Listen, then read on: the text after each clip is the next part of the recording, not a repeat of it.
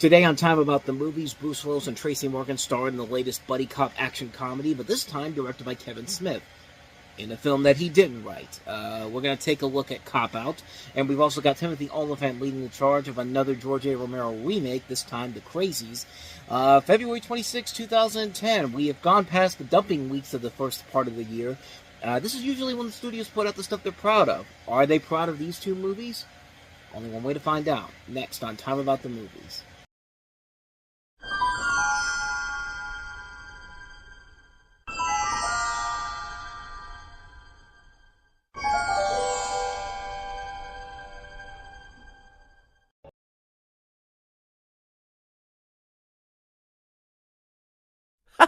Comedy. And welcome to Time About the Movies, where we're taking a look at the two films released on February 26, 2010. As I said before, this is usually when the studios start to put the stuff out they're proud of. Whether or not the movie is turning out to be good is too soon to tell. And I can definitely tell you this first film is nothing that the studio should be proud of. Cop Out. This is the only film directed by Kevin Smith that he did not write. So that's an interesting sign right there. This is a film where, Kevin Smith was starting to make more mainstream stuff. It mostly started with Clerks 2, which wasn't really a mainstream movie, but it was a sequel to the film that started it all. It was released more wider than his usual releases are, and it was a big success. Then you had Zack and Miri, which was his Judd Apatow's comedy, which was his most mainstream film at that point, which had gone on to become a success as well. And now here you have Cop Out, which is easily his most mainstream movie. It's released by Warner Brothers. It has two of the biggest stars of their respective genres, Bruce Willis and Tracy Morgan.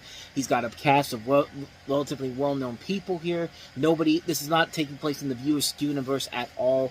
This is Kevin Smith literally taking the script from somebody else. In fact, two writers who we recently just talked about one of their really bad stuff on the website, and that was, of course, Gary the Rat, which was not a great show by any means necessary, and we have the only film that they have ever written.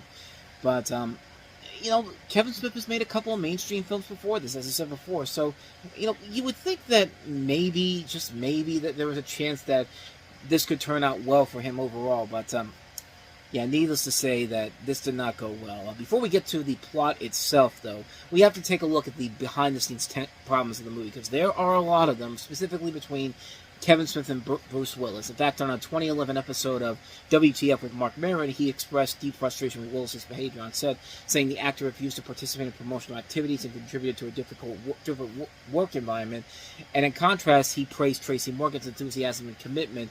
A talent representative described Smith's directing style as disengaged, claiming he spent most of his time behind the monitor and did not interact much with his cast. He later defended his approach, attributing his productivity to marijuana use, which he claimed to be a central part of the creative process after observing how Seth Rogen did it with Zack and Miri Make a Porno. There was also a rumbling that, there was a time when they were on set and Kevin Smith and Bruce Willis just really got into each other. You ever see that episode of The Office where Stanley, tells Michael Scott, "Did I stutter?" And that really just takes Michael aback. And there's a point towards the end where he looks like where Michael's like about ready to beat Stanley's ass, and he's just like, everybody out of the room except Stanley, and it's just like. That's what I get the feeling that was what's going on in the set here. There was a lot of problems I had heard about with this movie in general, but after Willis retired in 2022 because of his aphasia, Smith did actually apologize for his past criticisms of the actor, and so at least it did come around in the end to them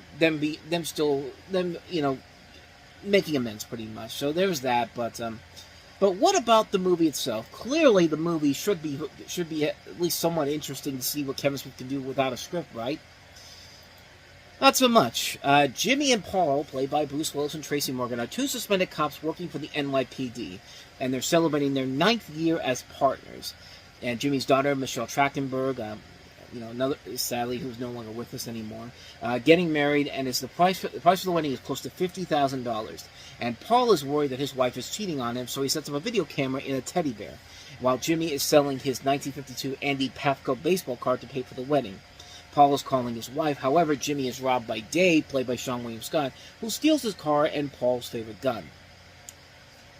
So yeah, the first thing you notice right from the bat here is that this script is all over the goddamn place. Like, seriously, this movie is all over the place. There is not a central plot line in this movie that makes any sense whatsoever. It's not even, it doesn't even feel like a real buddy cop movie. It just feels like, let's take snippets of these other movies that we could have had. Like, I really get the feeling that this whole idea started off as like a spin-off to The Hangover, where, you know, two guys get in a situation where they're trying to sell off an expensive item, and then this guy takes it, and it's part of like a drug. It's part of like a bigger, crime operation, something like that. Like, I feel like this movie took bits and pieces from other scripts in the WB library and just said, "We've got a movie here. Let's make it." So that's your first mistake right there. Second mistake is the chemistry between Bruce Willis and Tracy Morgan sucks. These two are really good actors, and they can work out, and they can do a lot of good, funny stuff overall, but man, they have no chemistry in this movie whatsoever. This is the definition of how not to make a buddy cop movie, and it just fails on every single level. Like, this is unbelievable how bad this movie is. The jokes are terrible. They throw in these pointless references to Bruce Willis's work. I mean, there's literally a scene where Tracy Morgan is in an interrogation room. Bruce Willis is in the behind the glass, and and Tracy Morgan's just like, "Yippee-ki-yay, motherfucker!" And Bruce Willis is just like, "Oh, I don't even know what that is." It's just like, funny. You're really, really effing funny when you're really not. Like, if there's anything I can say to the movie is that I laughed a lot, but I laughed at how terrible it is. I mean, this movie is a disaster. I could not believe that this movie was as bad as it is. This is absolutely horrible. Horrible. I mean, this is an abysmal mess of a movie. And you would think that Bruce Willis and Tracy Morgan would have had to have known that the script was terrible and try to go through with it and see if they could get something going here, but there's just nothing there at all. And you could just tell that this film, Kevin Smith did not give a fuck about making this movie, because it does not feel like a Kevin Smith movie at all. You could put any other director on this movie and it would not make a difference at all. Like, you could put somebody like you could have put Martin Scorsese on this, and really it wouldn't have been any different. Like, you could have had Todd Phillips. Any director in Hollywood could have come in here and basically have done this movie, and it would have not made much of a difference at all. Like, I don't even think the greatest directors of all time could have saved this movie. That's how bad this is. There's just nothing good about this film. The plot makes no sense. There's way too many subplots in here. There's characters that go absolutely nowhere. The only character you really do get invested in, of all people, is Anna Claudia Talencon, who you see in the trailer there. I'm sorry, not Anna Claudia Talencon. I'm thinking of the girl from Wonders Club. But no, this is the girl from Nacho Libre, Ana de Regueira. Like, she's the only one in this movie that you really give a shit about, honestly. Like, she's the only one who you look here and it's just like, wow, I'm actually getting something from this person here, because I don't like anybody else in this movie. And this has a stacked cast, too. I mean, Adam Brody's also in here. Kevin Pollak. Sean William Scott is in this movie. I'll get to him in just a second. Jason Lee. Rashida Jones plays Tracy Morgan's wife. How do you misuse Rashida Jones? I mean, come on.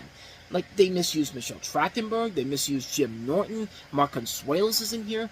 Like, Adrian Martinez, Guillermo Diaz. Like, this is unbelievable how this movie just completely is just devoid of anything of noteworthiness. The only other character in here I kind of liked was Sean William Scott.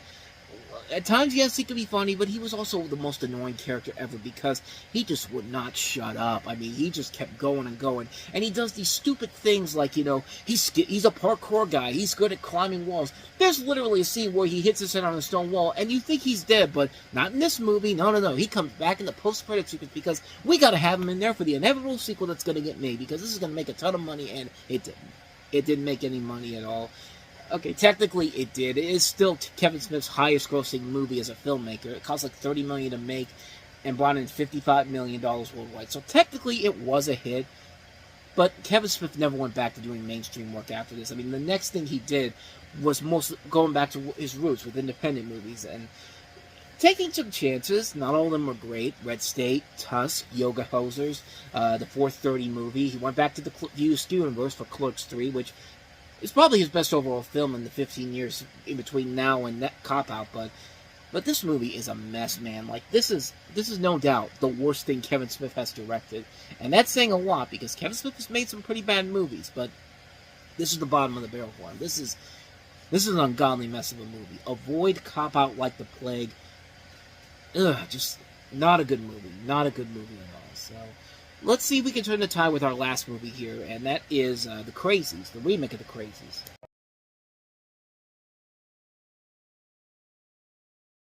This is based off, of course, of George A. Romero's 1973 film, and you have a fictional Iowa town that becomes afflicted by a biological agent that turns those infected into violent killers, essentially zombies, even though technically they're not really zombies, but they basically kind of move around like zombies overall.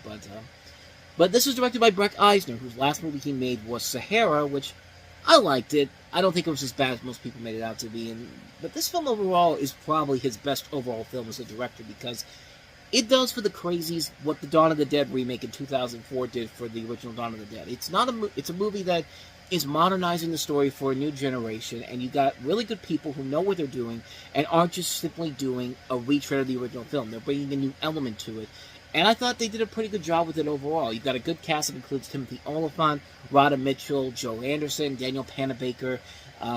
A good cast overall here. Some pretty good scares overall, too. The makeup work overall is top-notch. I mean, these are the same guys that did stuff like... These are the guys that did Quarantine, the 2008 film, which was okay, even though the marketing spoiled the ending for you. But, I mean, they did a pretty good job of making these things look terrifying. And they do look legitimately terrifying, like something out of 30 Days of Night.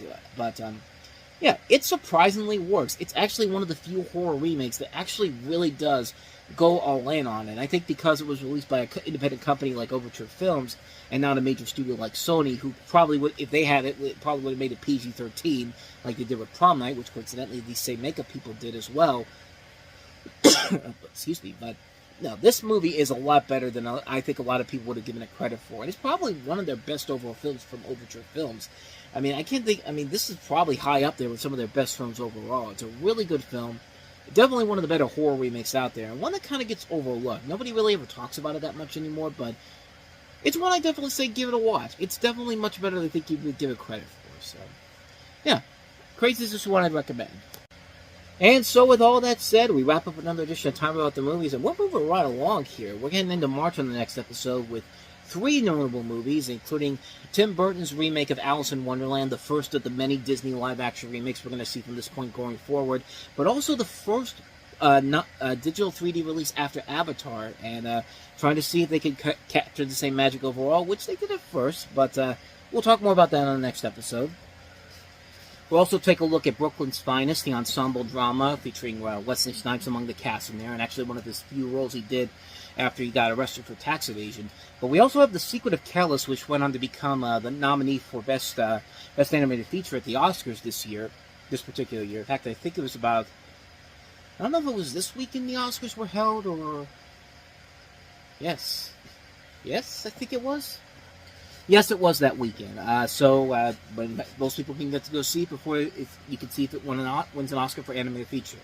It didn't, but it was still a really good movie. We'll take a look at all 3 of them coming up on the next episode. That's coming up tomorrow. But until then, thank you so much for watching this. I hope you enjoyed it. If you did, please go ahead and hit that like button, the subscribe button, and the notification button. Hopefully this time I got the order correct. And also check out the last episode I did, as well as the previous episode, as well as the playlist of the other episodes for this particular year. And also hit that notification bell, because you get updates on when new videos come out, and we do post new videos here every day. And later on Time About the Movies Flashback, a double feature this week as we take a look at the 3 films of March 27th and April 3rd. Bruce Willis and Kim Basinger, Bruce Willis again, this time in a much better movie than Cop Out, Blake Edwards' Blind Date. We have The Hanoi Hilton, and also Police Academy 4's Citizens on Patrol. So we at least get one good comedy to talk about in that set there. Time About the Movies Flashback coming up as soon as I'm done posting this. But in the meantime, thank you so much for watching, and whether it's in the past, the present, or the future, I will see you at the movies.